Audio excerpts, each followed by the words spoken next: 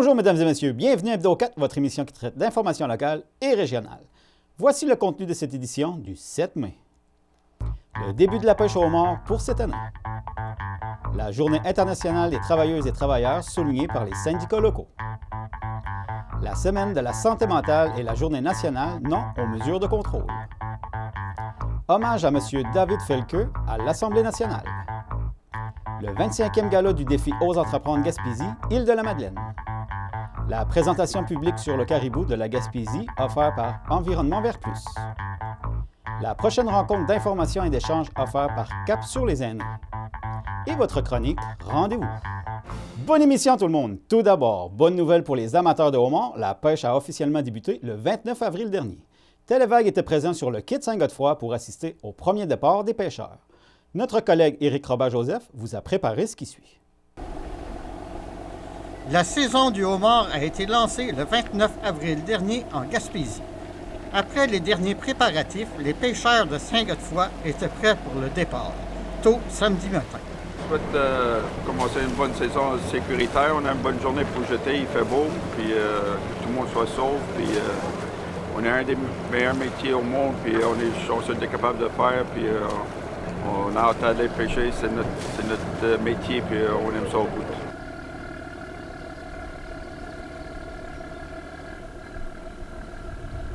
L'abbé Pascal Detout, curé de Saint-Godefroy, en a profité pour réciter une prière et bénir les pêcheurs avant le départ.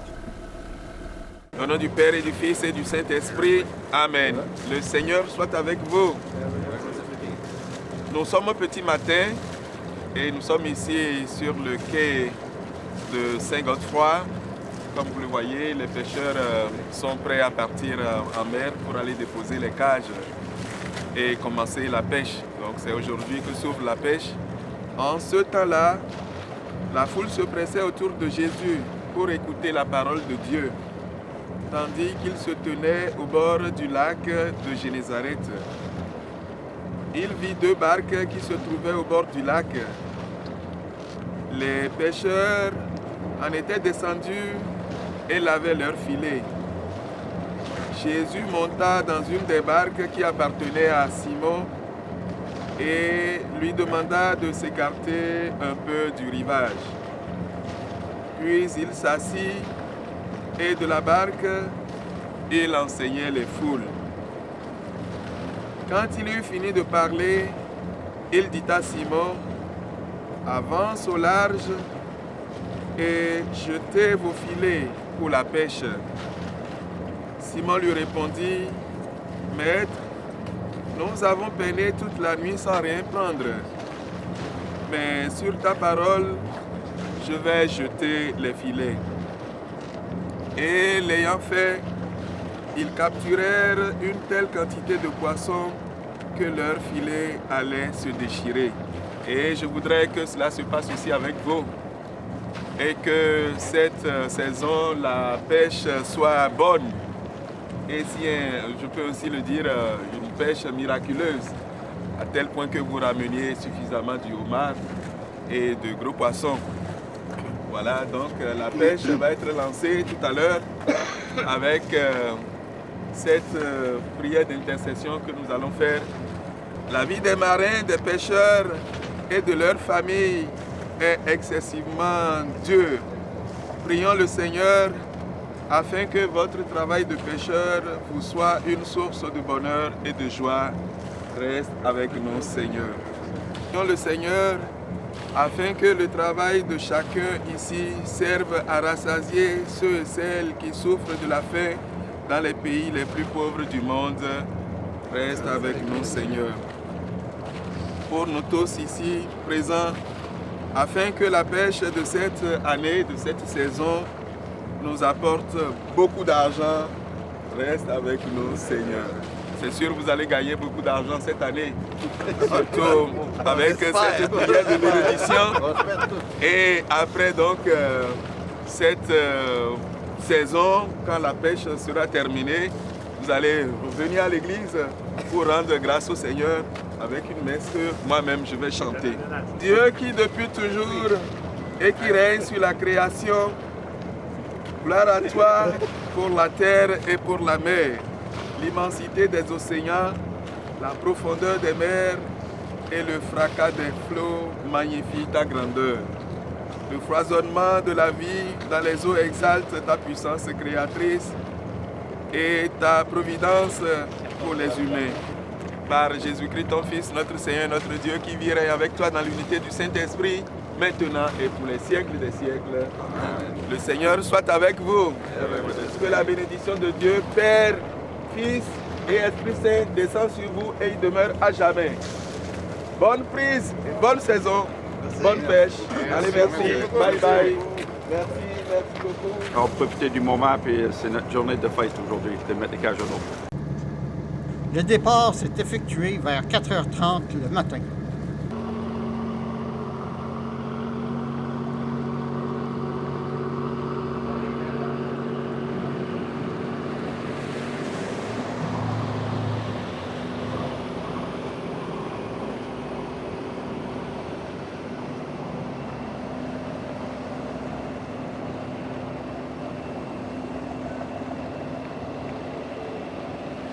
Le 1er mai de chaque année, des rassemblements sont organisés par les syndicats locaux dans les rues de Cap-Chat, Carleton, Gaspé, Grande-Rivière, Passepébiac, ainsi qu'aux îles de la Madeleine pour souligner la Journée internationale des travailleuses et des travailleurs. Cette année, c'est sur le thème de « On ne profite pas de l'inflation, nous » que cette journée fut soulignée. Pour la Journée internationale des travailleurs, des travailleuses, on s'entend qu'aujourd'hui, on est à Passepébiac, au CLSC de Passepébiac, toujours dans le concept là, du Front commun, en pleine négociation nationale du secteur public. Aujourd'hui, la marche est sous le thème de l'inflation, en fait. On a connu des hausses d'inflation assez importantes au courant des dernières années, qui fait en sorte que nos salaires ne suivent pas les augmentations du coût de la vie.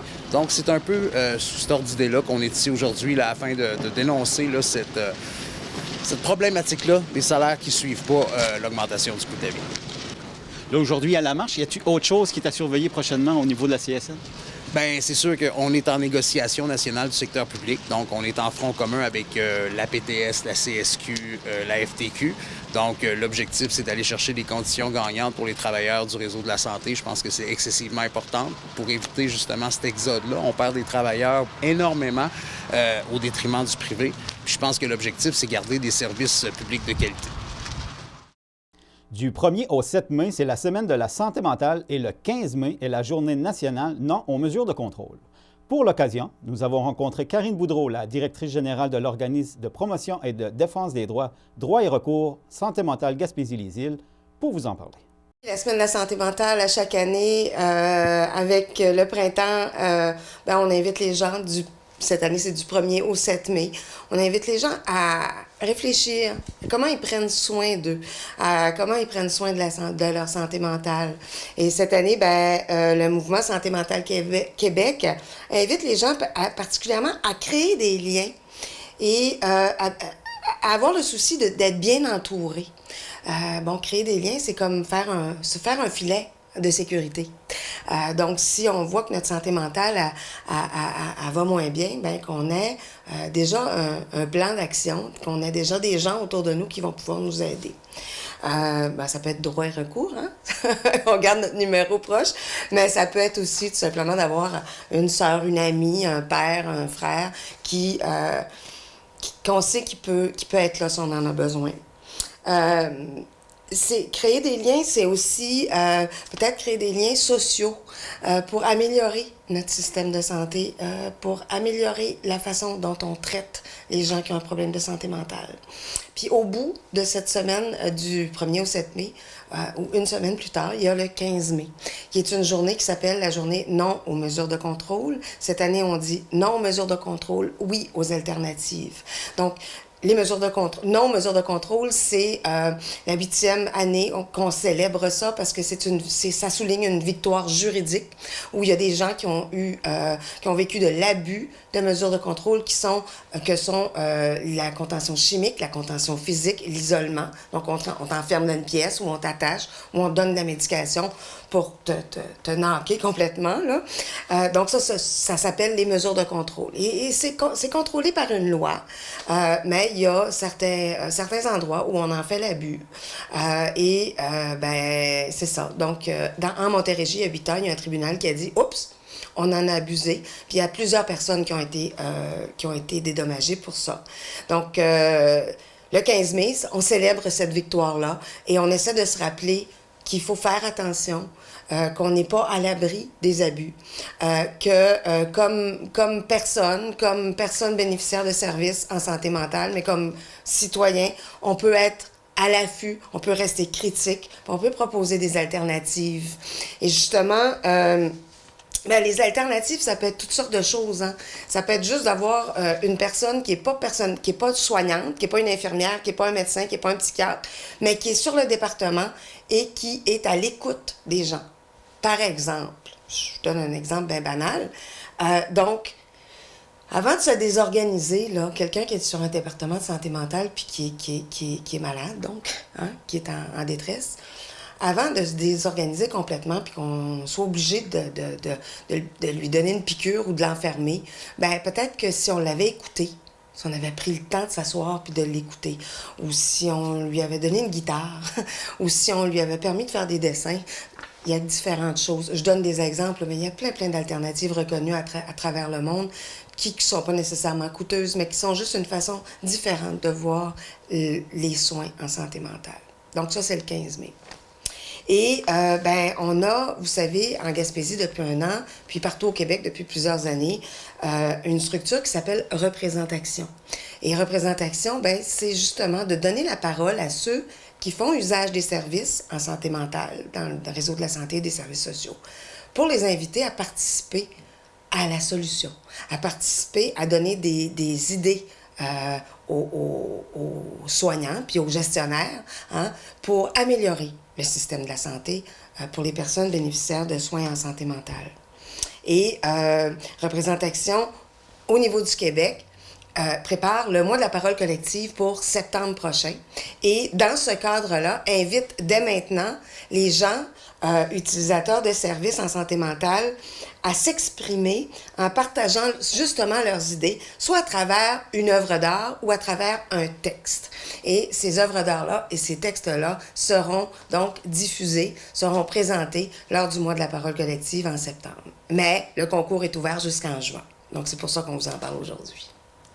Un hommage à un citoyen engagé de la région a eu lieu le 25 avril dernier à l'Assemblée nationale. Voici la déclaration de Mme Catherine Blouin, députée de Bonaventure. Je voudrais aujourd'hui souligner l'implication d'un citoyen de Chigawak, un dynamique village du comté de Bonaventure. David Felker est un véritable entremetteur entre les communautés anglophones, Mi'kmaq et francophones de notre territoire. Il déploie les occasions toujours plus réussies de mettre en lumière la culture anglophone gaspésienne et favorise l'inclusion des artistes Mi'kmaq et francophones. Il fait d'ailleurs partie du groupe musical The Triculturals qui a composé une chanson originale pour déclarer son amour à la Gaspésie dans les 3 langues. David tisse des liens durables entre les citoyens. Il soutient également les organismes dans leurs projets de développement de toutes sortes. Il a récemment contribué à l'élargissement de l'offre de services de la salle de danse de Chigawak, qui accueille désormais des ateliers artistiques de nature diverse toute l'année dans un village d'environ 300 habitants. Alors, pour ton engagement à t'impliquer avec conviction dans ta communauté, David, je te remercie de contribuer à faire tomber les barrières entre nos communautés. Merci, Madame la Présidente. À noter que Mme Blouin vient d'être accueillie dans l'équipe du ministre Christian Dubé comme adjointe gouvernementale afin de contribuer à l'amélioration du réseau de la santé. Alors, félicitations, Mme Blouin. Vendredi, le 28 avril dernier, avait lieu au Centre culturel de Passepébiac le 25e gala du défi Ose entreprendre Gaspésie-Île-de-la-Madeleine. Éliane Joseph, agent de communication pour la MRC de Bonaventure, nous en parle. Le gala du défi Ose entreprendre Gaspésie-Île-de-la-Madeleine. Dans le fond, c'est l'aboutissement d'un long processus qui a débuté en novembre avec le concours entrepreneurial du défi Ose entreprendre. Puis là, c'était une 25e édition cette année? Oui. Au niveau national, c'était la 25e édition, mais au niveau régional, ici en Gaspésie, je pense que c'était la 10e édition. Mais pour nous, à la MRC de Bonaventure, qui est le mandataire régional du défi Ose entreprendre, c'était notre 2e année où est-ce qu'on prenait le relais de la Chambre des commerces. Puis en résumé, c'était quoi les lauréats cette année?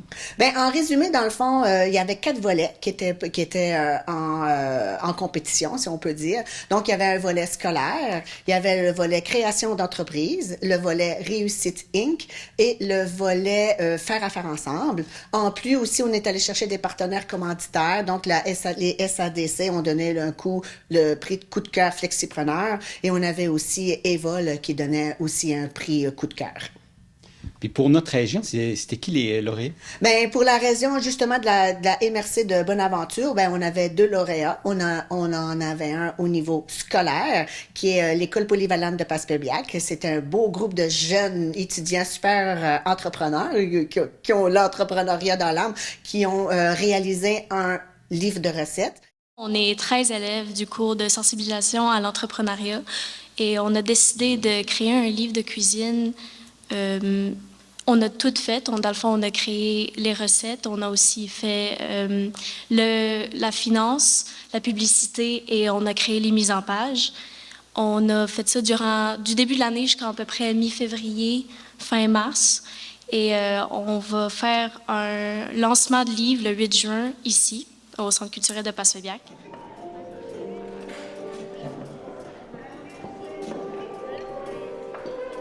Et aussi, nous avons un autre lauréat dans la catégorie service aux entreprises qui s'appelle Guillaume Poirier avec son entreprise Service technologique informatique. Et ensuite, ce même Guillaume a gagné un 2e prix qui s'appelle le prix coup de cœur scientifique régional du Québec.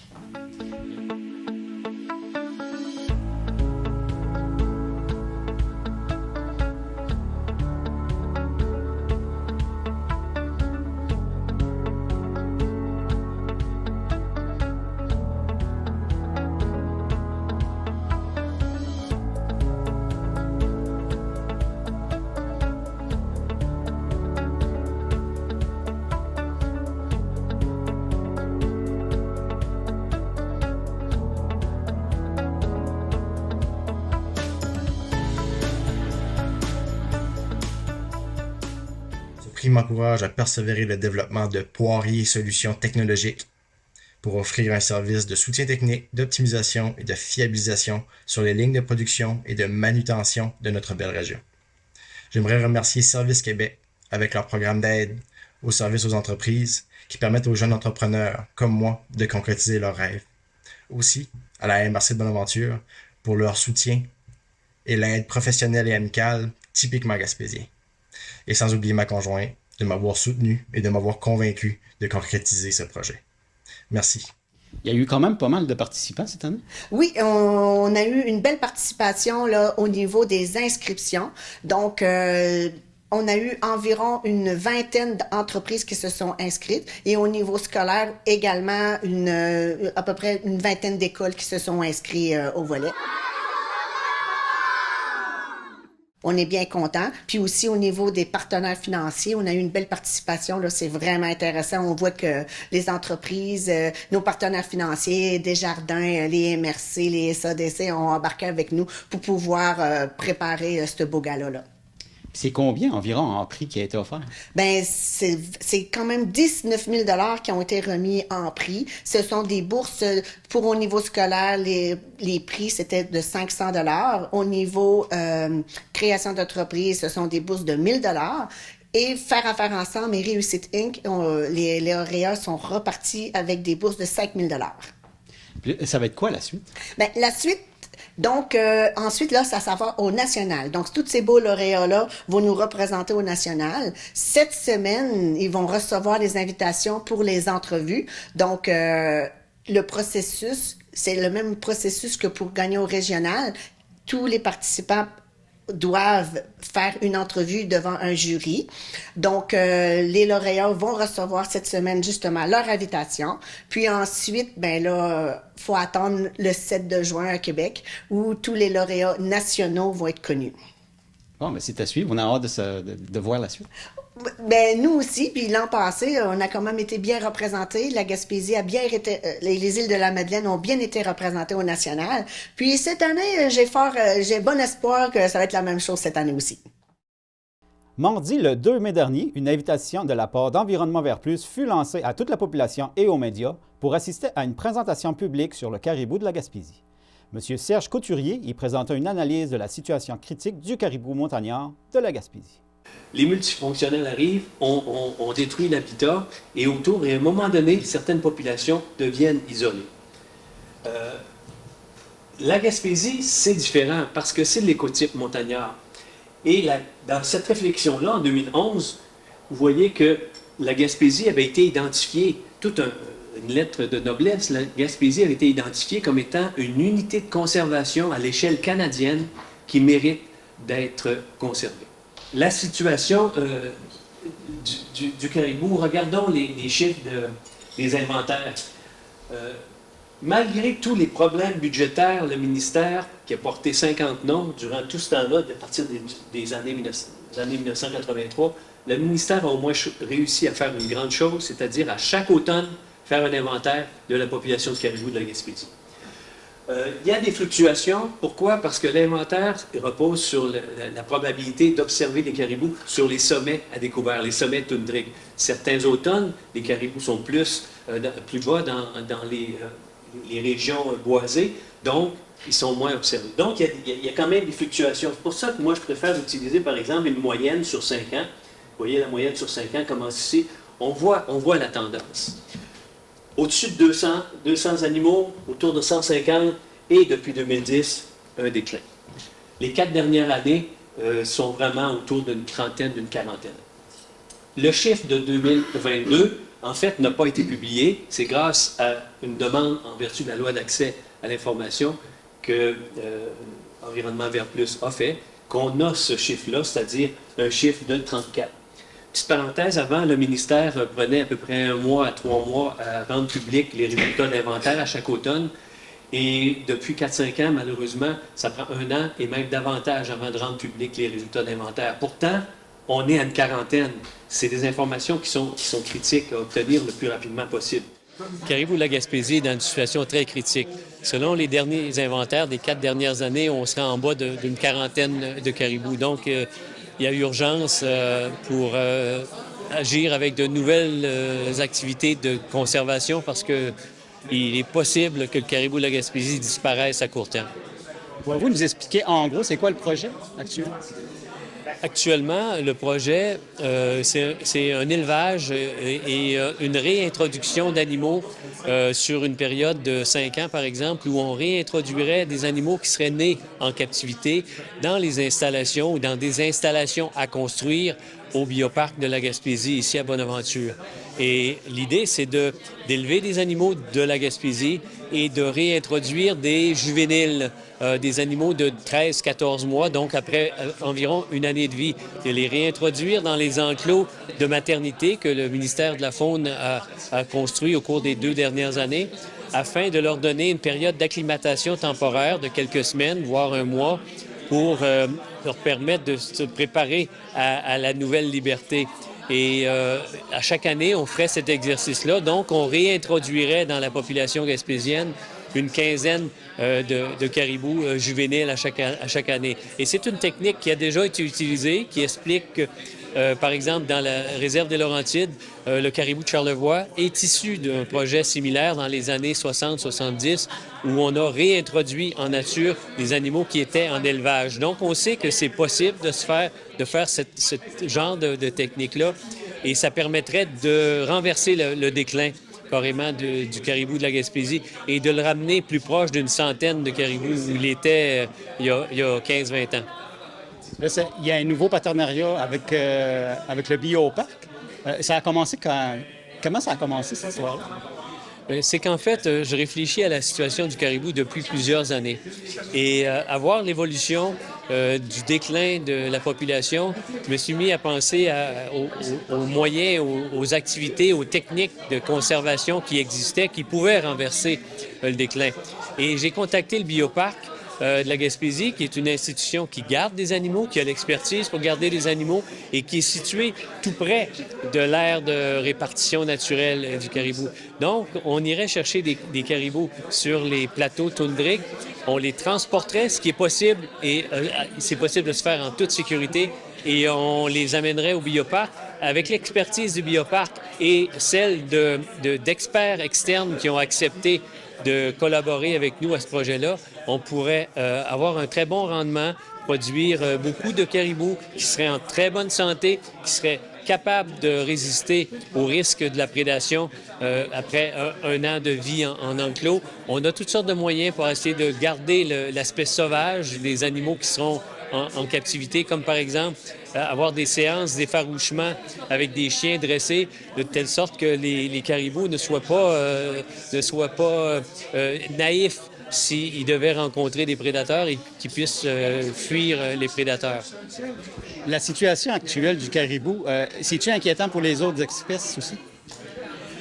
Non, en fait, le caribou est dans une difficulté actuellement, peut-être parce que, justement, l'orignal, par exemple, est trop abondant en Gaspésie. On a eu 40 ans de croissance des populations d'orignaux en Gaspésie parce que la destruction de l'habitat a fait qu'on a créé des habitats à orignal, pas des habitats à caribou, et qu'en fait, on a même détruit des habitats à caribou pour en faire des habitats orignal. Et ça a bouleversé un équilibre qui était là depuis des milliers d'années, c'est-à-dire le caribou est capable de vivre avec les prédateurs, mais dans un environnement où la forêt est coupée par les industries forestières, par exemple, et qu'on crée un nouvel habitat qui est avec des arbres en espèces feuillues, c'est la nourriture de l'orignal. Donc, on a une augmentation dans les densités, dans les nombres d'orignaux.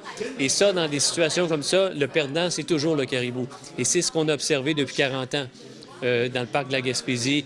En Gaspésie, le caribou de la Gaspésie a décliné pendant que les densités d'orignaux ont augmenté. La prochaine rencontre d'information et d'échange offert par CAP sur les aînés portera sur la fraude. Anna-Kim Castillo, travailleuse de proximité pour aînés au sein du Centre d'action bénévole Saint-Siméon-Port-Daniel, vous lance l'invitation. Je suis ici pour vous inviter à notre événement informatif sur la fraude qui est organisé au Centre culturel de Passepébiac. Ça, c'est organisé par qui au juste? C'est un atelier qui est organisé par CAP aux aînés, qui est de la ville de Passepébiac, en collaboration avec le Centre d'action bénévole Saint-Siméon-Port-Daniel et l'ACEF, qui est l'Association de coopératives d'économie familiale de la péninsule gaspésienne. Pour vous nous expliquer en gros, c'est quoi l'événement? Oui, c'est un atelier qui va se donner avec un policier de la Sûreté du Québec et aussi une conseillère des caisses populaires. C'est pour informer la population sur les types de fraude qui se fait présentement et aussi savoir où aller, donc référer les gens lorsqu'ils sont victimes de fraude. Puis c'est un atelier aussi qui va être sous forme de partage, donc on va pouvoir partager un peu ce qu'on a vécu, puis écouter les autres à ce propos aussi. Là, les gens, faut-tu qu'ils s'inscrivent d'avance? Non, pas besoin de s'inscrire. En fait, juste besoin de se présenter au centre culturel. C'est le 10 mai, c'est un mercredi, c'est à 13h15, donc, et c'est ouvert à tous. Et c'est gratuit en plus? Et c'est gratuit. Super. Donc, on vous invite, tout le monde sont les bienvenus, puis ça va être très intéressant, puis surtout très éducatif. Et voici votre chronique Rendez-vous.